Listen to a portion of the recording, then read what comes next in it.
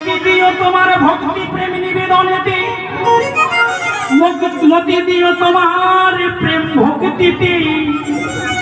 তবে দাস মনে করে তুমি নিজ সন্তানে মনে করে তোমার ভক্তি নিয়ে যেন সারা জীবন রাখতে পারি। চলে গেল শিশুকাল, এইবার দ্বিতীয় কাল আসছে। বাবা জীবনটাকে কেমন ভাবে অতিক্রম করছি দেখো। এবার দ্বিতীয় কালটা কেমন? যৌবন কাল। বলছে দ্বিতীয় সময়কাল বেকার ইন্দ্রিয় জাল। দ্বিতীয় সময়কাল বেকার ইন্দ্রিয় জাল। পাপপূর্ণ ভয় নাহি মন, ভোগ বিলাসের পুরুষ নারী এই নিয়ে কৌতুক করি, তাদেরকে হাসে সুসহ্য। বিচার করুন ভক্তমন্ডলী, ভক্তিমতী মায়েরা, এখানে কোনো ইয়ং ছেলে মেয়ে আছে কি? নেই। কেন? এটা তো কীর্তন হচ্ছে, ভাগবত কথা হচ্ছে, অমৃত কথা হচ্ছে। এরা এখানে আসবে না, এরা কোথায় যাবে? বলছে দ্বিতীয় কালের ছেলে মেয়েরা যাবে ড্যান্স হাঙ্গামা দেখতে, বাউল গান শুনতে, ফাংশন শুনতে। এরা কীর্তন শুনবে না, কীর্তনে এদের মন বসবে না। কেন? ইন্দ্রগুলো বেকার হয়ে গেছে। চক্ষু কর্ণ জীবন আশিক ত্বকৃতি অতেজ মরদ্বম কাম ক্রোধ লোভ মোহ মাধব সহ্য, এগুলো বেকার হয়ে গেছে। হরি কথা কৃষ্ণ কথা শুনতে দেবে না। এইভাবে আমার দ্বিতীয় কাল চলে গেল।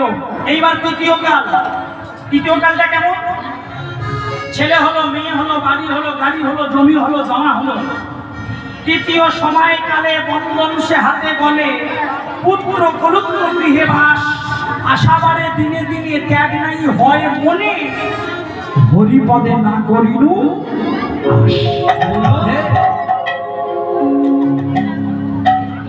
তৃতীয় কাল হলো ছেলে হলো, মেয়ে হলো, বাড়ি হলো, গাড়ি হলো। মনে ভাবছি সংসার আর ভালো লাগে না, সব কিছু ছেড়ে আমি বৃন্দাবনে যাব, মায়াপুরে যাব। আশা হচ্ছে কিন্তু ত্যাগ হচ্ছে না। কেন? আশা দ্বিগুণ বেড়ে যাচ্ছে। একতলাকে দুতলা করবো। কোন কলসি? না এই কলসি। এতে ভর্তি কি আছে গো? এতে ভর্তি কি আছে জানিস? এতে ভর্তি আছে শুধু পরনিন্দা, পরহিংসা, পরচর্চা। হাতে বাঁশ মুখে হাসি, তার নাম প্রতিবেশী। হাতে বাঁশ মুখে হেসে। রাধা রানী কি, রাধা রানী কি। সবাই বলছেন কি? হ্যাঁ সবাই। আরেকটু হবে না? হবে একটু? রাধা রানী কি। বাবা আরেকটু বাকি রয়েছে, আরেকটু কেন হলো? হ্যাঁ আরেকটু সবাই প্রেম সে। হ্যাঁ বলুন, মাইকটা দেবো? হ্যাঁ দাও। হ্যাঁ মাইক বললে ভালো হবে, কারণ দিকে একটা মাইক দেওয়ার জন্য নাকি? রাধা রানী কি, রাধা রানী কি, রাধা রানী কি, রাধা রানী কি।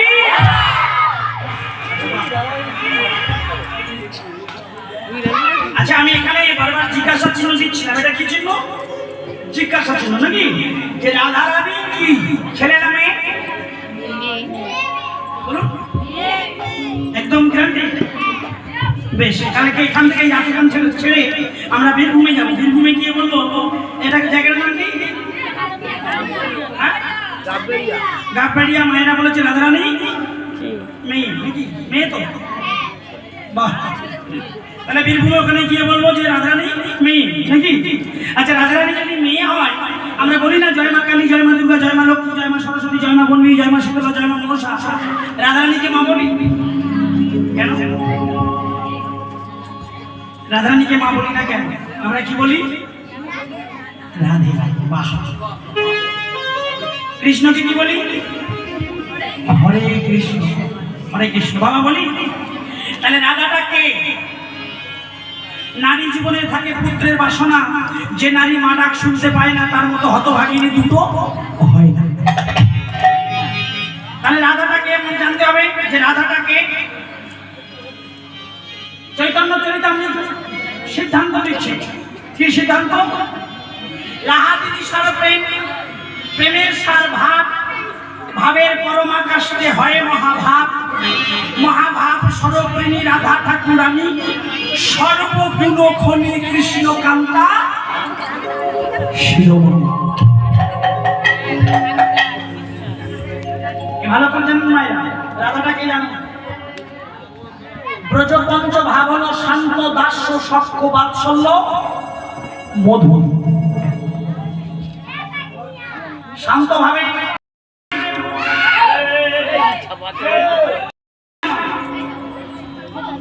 বলছে কেমন? বলছে কাম পাগলে হয় প্রেমের উদ্ঘাটন। কাম পাগলে হয় প্রেমের উদ্ঘাটন। তাহলে রাহাদিনী সার প্রেম, প্রেমের ভাব, ভাবের পরমাকাশে হয় মহাভাব। যার মধ্যে সকল ভাব রয়েছে, যার মধ্যে সকল গুণ রয়েছে, সেই তো রাধা। রাধা সেই তো রাধা। প্রমাণ দিচ্ছেন কি? রাধা ষষ্ঠী পরা, প্রত্যা ক্ষেত্র কথা পরা, অবিদ্যা কর্মজ্ঞান না তৃতীয়া ষষ্ঠী ভবিষ্যতে। কথাগুলো যদি না বুঝতে পারেন না, বেকার হয়ে যাবে।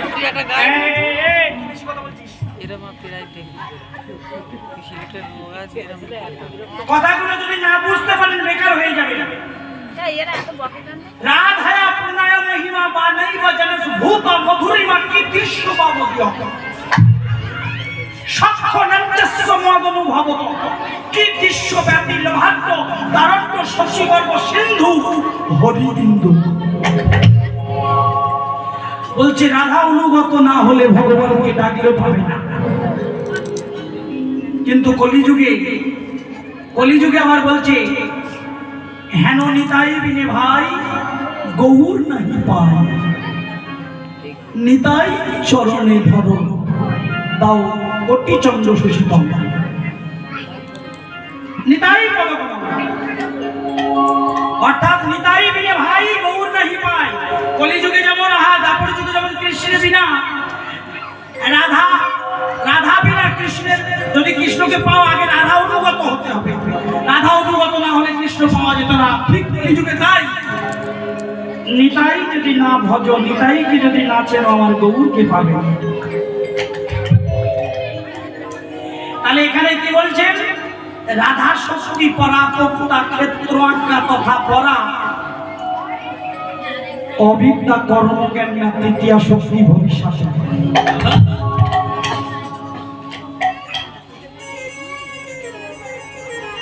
রাধারানীর অনন্ত শক্তি, অনন্ত রূপ, অনন্ত মহিমা। কে সেই রাধা?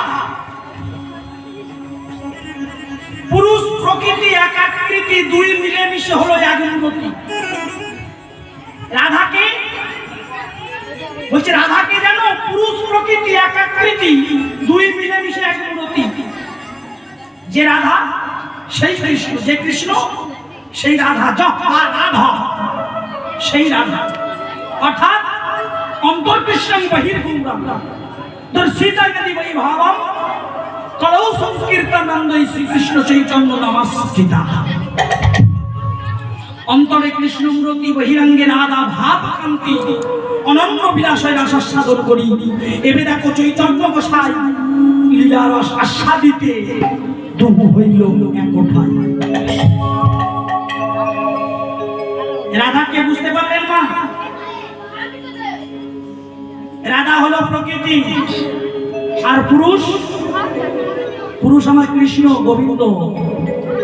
অর্থাৎ প্রকৃতি মানে আমরা, কিন্তু প্রকৃতি মানে আমরা, আমরা কিন্তু পুরুষ বলে কেউ বলতে পারি না। এখানে এখানে কেউ পুরুষ নেই, এখানে সবাই নারী, সবাই নারী। পুরুষ একজন, কে? ঈশ্বর পরম কৃষ্ণ সচ্চিদানন্দ বিগ্রহ, অনাদি আদি গোবিন্দ, যিনি সর্বকারণের কারণ। আবার বলছি বেদে যিনি পরম ব্রহ্ম, যোগীর নিকটে যিনি পরমাত্মা, ভক্তের নিকটে যিনি ভগবান, শ্রীমদ্ ভাগবত গীতায় যিনি স্বয়ং কৃষ্ণ, সেই হলো পুরুষ। বাকি আমরা প্রকৃতির দাস বলি রাধা রানী কি, রাধা রানী কি, রাধা রানী কি। এতক্ষণ আমরা আস্বাদন করলাম।